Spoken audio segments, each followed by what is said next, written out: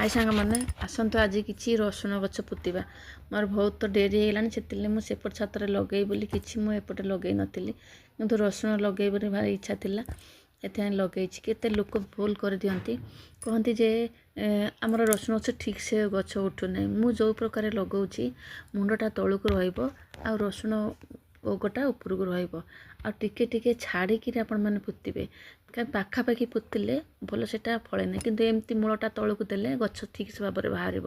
ମୁଁ ଯେଉଁ ପ୍ରକାର ପୋତୁଛି ସେମିତି ଆପଣମାନେ ରସୁଣ ଗଛକୁ ପୋତିବେ।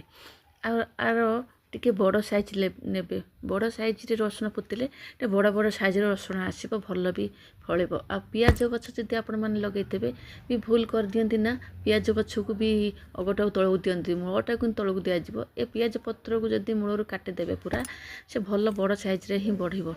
ମୁଁ ତ ଏମିତି କରେ ସବୁବେଳେ ମୋର ପିଆଜ କ'ଣ ରସୁଣ ଗଛ ତାର ପତ୍ର ବି କାଟିଦେବେ ପୁଣି ସେ ନୂଆ କଲି ବାହାରିବ। ଆପଣମାନେ ଯଦି ଭଲ ଲାଗୁଥିବ ଭିଡ଼ିଓ ଲାଇକ୍ କରିବେ ଏବଂ ସବସ୍କ୍ରାଇବ୍ କରିବେ।